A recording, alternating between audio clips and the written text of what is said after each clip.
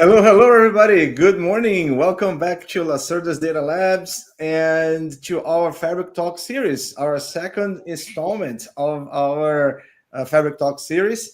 We had the first one with Cecilia from Florida, and today I have my good friend Tiago Balabucci from Portugal. How are you doing, Tiago?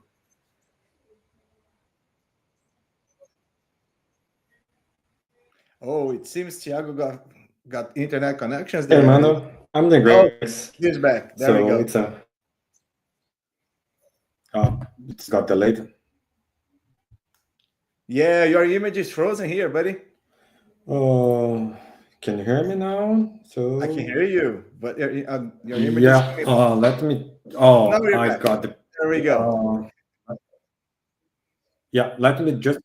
let's switch connect. All right. So while Tiago is fixing his problems there, these connection issues there at his studio place, once again, welcome to our Fabric Talk series. If it's your first time here, better? I can hear you better. Perfect, Tiago. Okay. Sorry about that. So no worries. I have two devices, so connected to the worst one. But I'm doing great, Amanda, so I'm really glad to be here. So thanks for the invite. Of course. If you're, like I was saying, if you that are connected here watching live or watching the video later, if it's your first time connected with us, just a bit of introductions here. My name is Armando Lacerda, as it says here on the balloon, and I am a consultant. I work for a consulting company, and I'm very focused on the data platform and AI, and of course, focus on Microsoft Fabric. We've been working with Fabric since it was private preview, and I love the product. I'm also a Microsoft MVP and an MCT with multiple certifications. Tiago, you want to introduce yourself? Oh, sure. So my name is Tiago Balabucci. I am a product manager in the Fabric ACE team. So basically, my team works in the supportability for, let's say, high privileged customers. So I am not have these long titles as you, Armando, but I know a little bit about Fabric. He doesn't have the long titles, but he has the most important one. He's a Microsoft team member. He works for Microsoft and knows Fabric inside out. So it's a great friend of mine. We have doing a lot of videos together, a lot of collaborations together. We're both from Brazil, so the accent is Brazilian Portuguese. But I'm here in California. He's down there in Portugal. But you're gonna meet someday for a good port wine, right, Thiago? Oh, definitely. The wine is pretty good here, so There we go. you should come here. So in this series, we have 30 minutes to talk to you and show you some the things that we understand as important in Fabric, and then not that many people are talking about it. For the next 6 weeks, counting this one, I will be talking about semantic link and how to deal with the internals of OneLake and the Delta tables in there, and how the engine specifically, the Power BI one, the very pack talks to it and works with it alongside alongside Data Lake and the warehouse. And Thiago is focused on the security side, right, Thiago? Exactly. So security is one of my main concerns and, let's say, skills that I have. So I've been working with a lot of customers that they are implementing Fabric and they want to have the most security environment as possible. So we are releasing a lot of security features, but let's focus on today on the warehouse part, that we are going to how to ingest data into warehouse using the SPN. Love it. I love it. So talk to me. What is SPN? Should I share your screen now? Yeah, go ahead. So, what is the SPN? That's a great question, and this is where we need to get started because the SPN is the servicing principal name. It means that it's a non-user security identity. You are going to use this SPN to implement your automation, and that's the most important part. If you think that, like, for example, you have your customer or you are part of your big organization where you need to implement an automation to deploy things, to, let's say, maintain, whatever the reason behind that is, you don't want to have a user click in the button. A user, you mean a regular human Usually, being, I right? mean, you Armando, is a user. So I, Thiago, as a user. But you need some kind of automation that you're going to rely on it. And a SPN is what exactly it does. So there is no need to you, let's say, have an interaction with that. Everything is automated. It's So a those password expiration policies, they don't apply to SPNs, right? do not apply for that because we have secrets and we have certificates, a different way to authenticate. So, but you can manage that on the Azure portal. So basically, the most important here is that SPN is used or are used for automation. That's the main goal here. You're going to automate your pipeline. So And with that, pipelines are for that, right? We want to deploy the pipelines and them do the thing, right? We don't want to keep an eye on exactly. it all the time. Exactly. I don't want to click the button to copy data from one place to another. So it needs to be an automation behind the scenes. And that's Love it. where the SPN come in play. And So SPN is not a fabric thing, right? it's SPN not a is fabric thing. It's not a fabric thing. It's a Entra ID feature. So we leverage this capability to use this, let's say, special user, okay, in our services. So with how we are going to use that, we are going to see in a few slides what needs to be done. So because let me start with the problem here.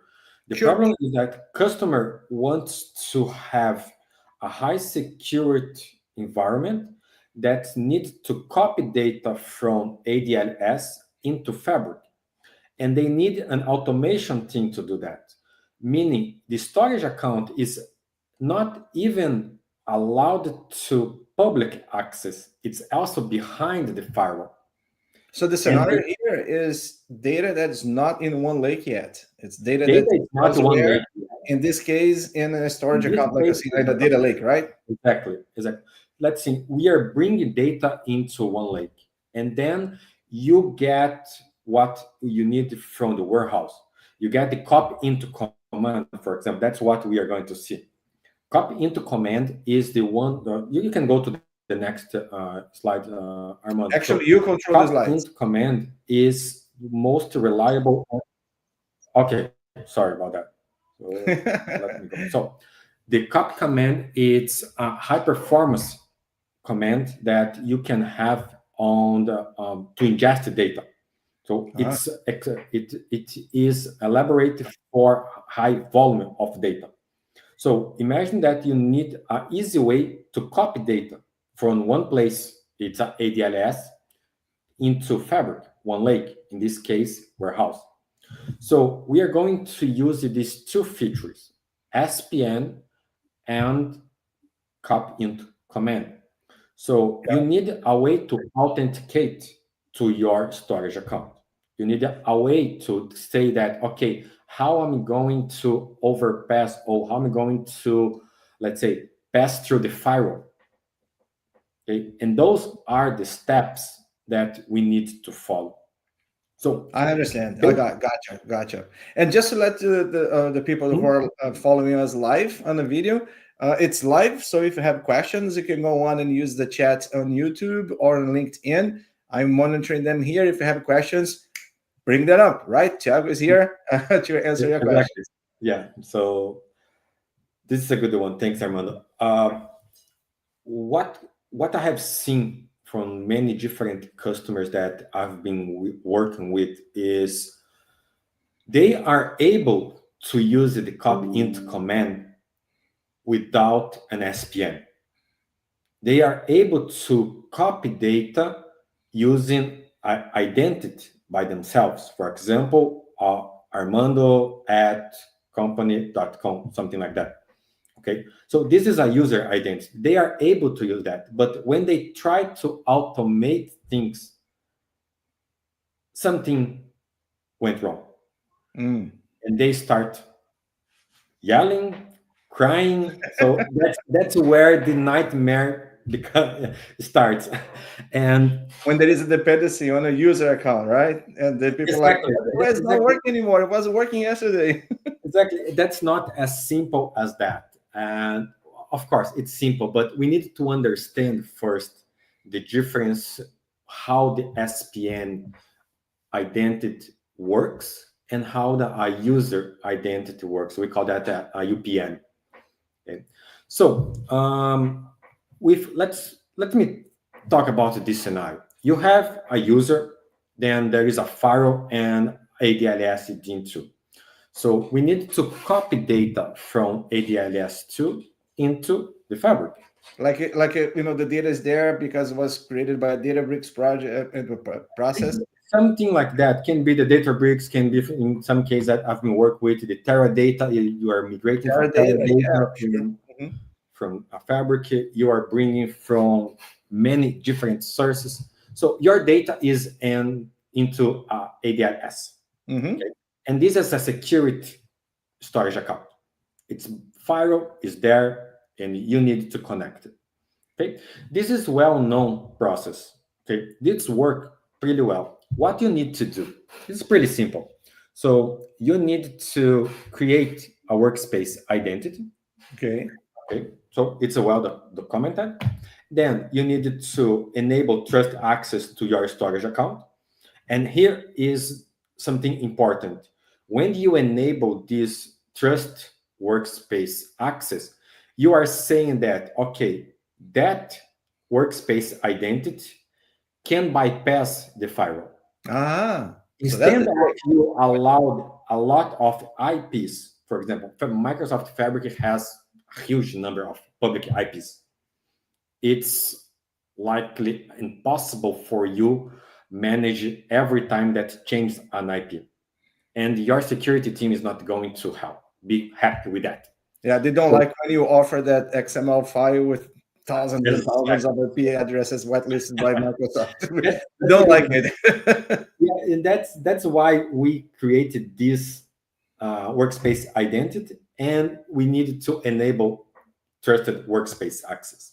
With that in place, we need to assign SPN permission. So think something like that. You need permissions to access the data into the storage account. Okay, so once you get this permission, you need to go to management studio, connect there, and run the SPN. You run the copy into command. Sounds simple. I love it. It's a simple. This white is perfect. It's better than a lot of documentations I have read. It's as simple as that. Okay, so but there is just this is just my mistake. So this is not SPN permission. This is a user because we are coming from user. Okay, Right. we're going to get that. So now think about the SPN. It's the same behavior. Okay, you have the SPN, you have ADLS Gen 2, you have the firewall, and the process it's a little bit different. When you try to run the command into or from the SSMS, you are going to get this kind of error. So you cannot open the file because it doesn't exist or other user or process is being used. So the error, it's not, let's say, the most friendly as possible, but this is what you're going to get. But why it's happening? What is the difference between a user and a SPN? Have no idea. You tell me. What's the difference? So in the modern system, there is a token that is used to authenticate. It's not even more user ID or password. We are using this token. And the only person or the only way to initiate the token, it's by who is calling that.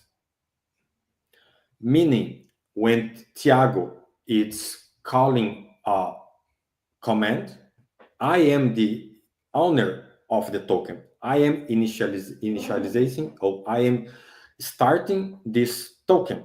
So Fabric is using your token to establish a connection to the external resource. Exactly. So Fabric is getting my token to start all the connections that needs to be done. And that's not what we want, right? We want Fabric to use the SPN you just mentioned. Exactly. So, but think about that. SPN, it's used by automation. Right. Okay. So how you are going to start the process to get the token initialized if this is an automation? That's the $1 million question. Everybody's waiting for you to answer. That's the question. And that's where we need to understand this difference. So Fabric is going to use the token to authenticate people. Mm-hmm. If you are running the command through SSMS or any other interface or IDE, when they going to start the initialization of the token, it's blocked because it's a third part starting the initialization token by a different person. Uh-huh. So this is a security issue. And this is where we cannot have this token initialized on behalf of someone. Okay, so this is where things get interesting here. And that's what needs to be done. And we recently updated our documentation to include these two items, let's say. So the process is the same. You have to create a workspace identity. You have to enable trust access. You have to assign SPN.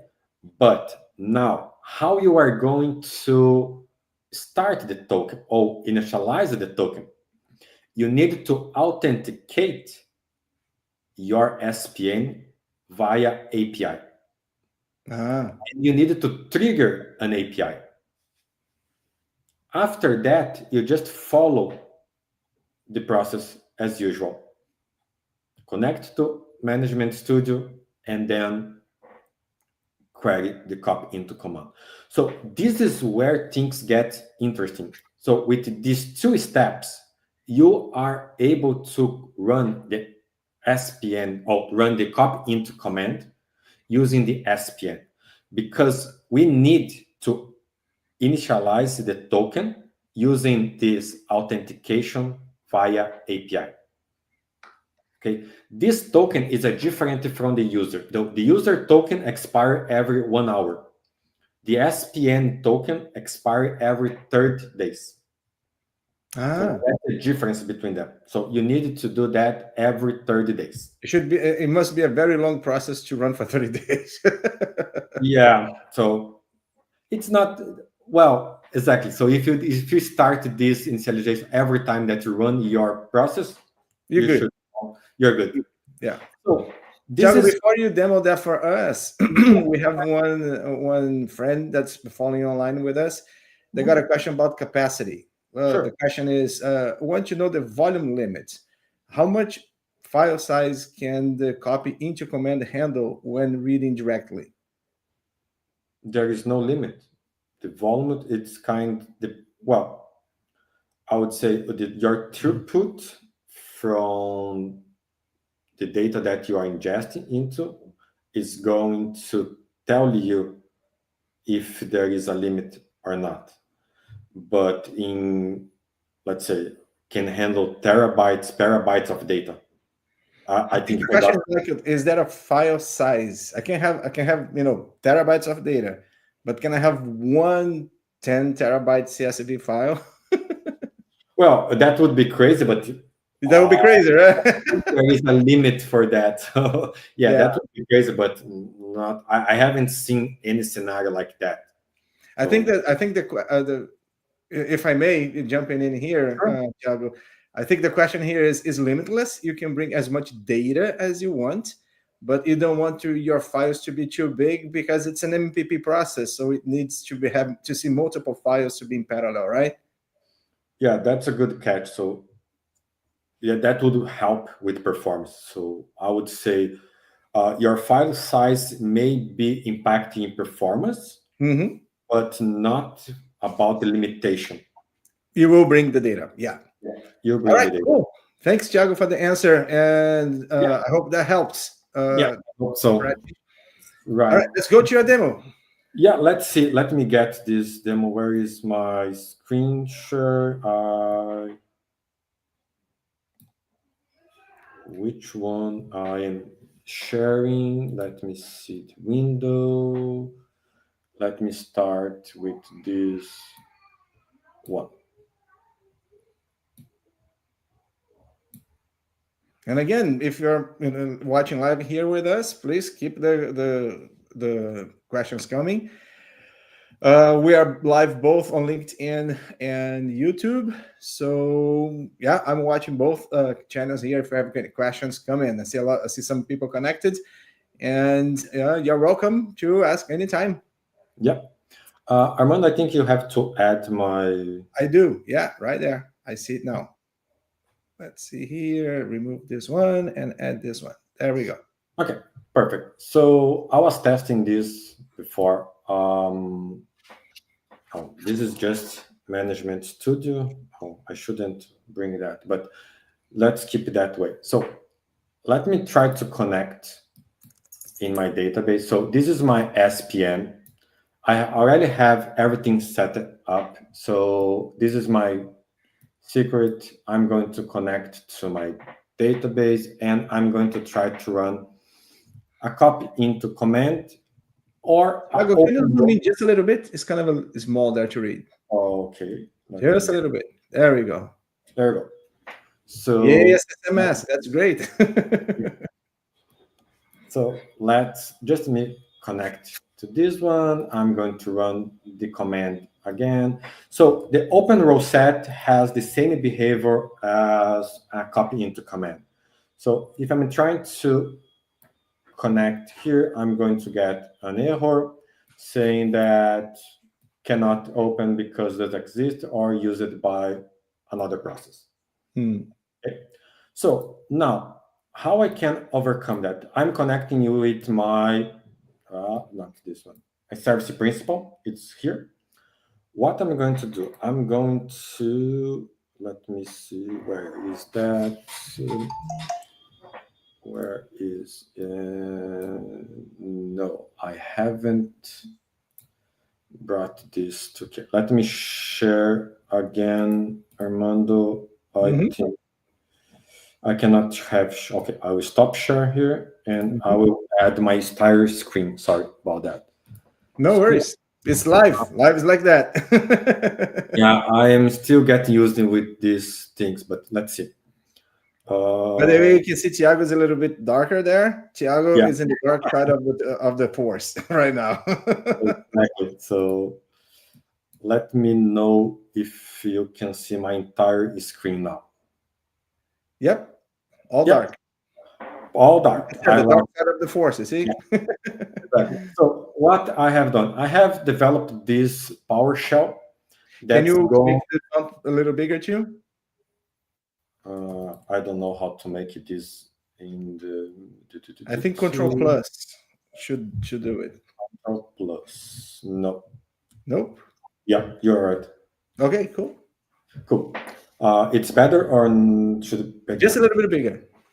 Okay. There we go. That's great. Perfect. Yeah.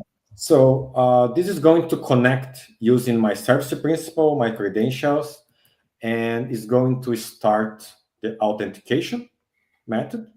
And I will invoke our API.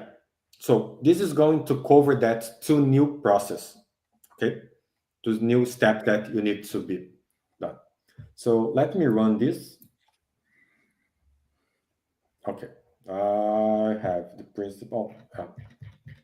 I didn't change. Oh, I changed things wrong here. Let me get things. This is my not tenant. This is my tenant. And I put things wrong. Sorry about that. And there we go. Now it should work. The right tenant. Not that. So why I cannot work? Cannot. Says the tenant ID. The tenant ID is not that one. Tenant ID. I'm missing here. Yeah.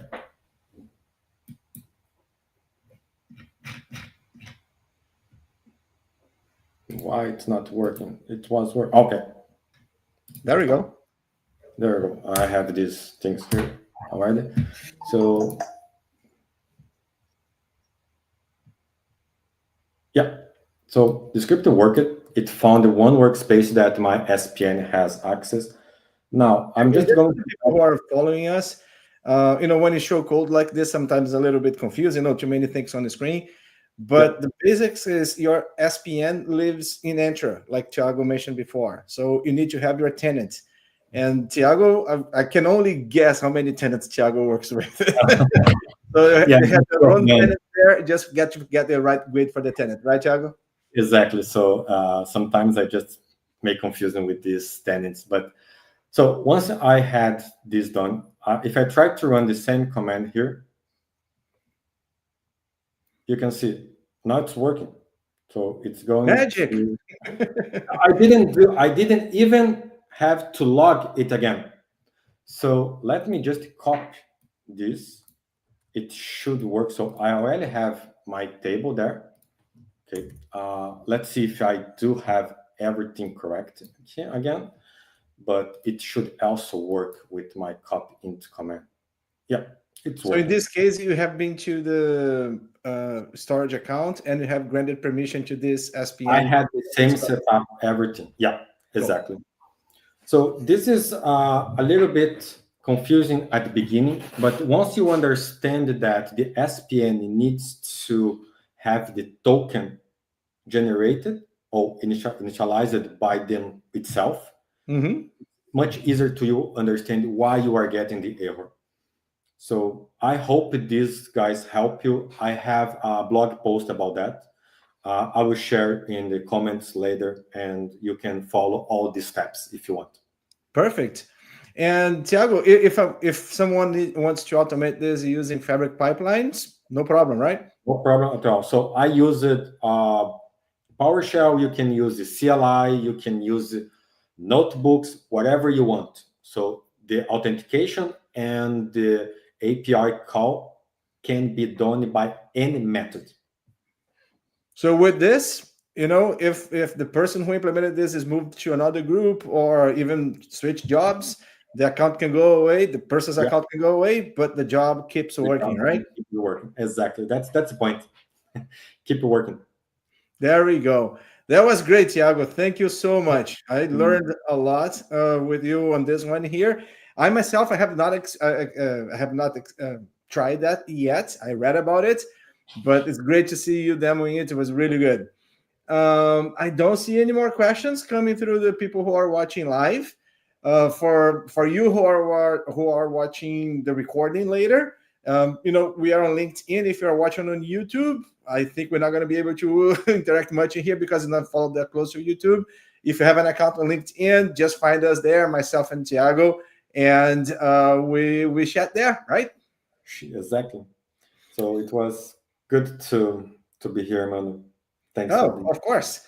We have 5 more to come, right? Next week is going to be my turn to deal with the demo gods and see if my demos will work with semantic links and the basics. I'm really excited to see you talking about these things because it's not my area. I want to learn more about that. So definitely, that'll be great. There we go. All right, we are all you who are watching there. You are all invited. We had to postpone the event from Tuesday to today, Thursday, because I had a schedule overlapping. But next week on the regular day and time on Tuesday at 10 a.m. Pacific time, 6 p.m. European time, right, Thiago? Exactly, 6 p.m. I would say it's a UTC +1. UTC +1. You see, he's a global guy, just UTC +1 and done. All right. Have a great rest of your day, and we'll see you next week. Goodbye. Thanks, everyone. See you. Bye.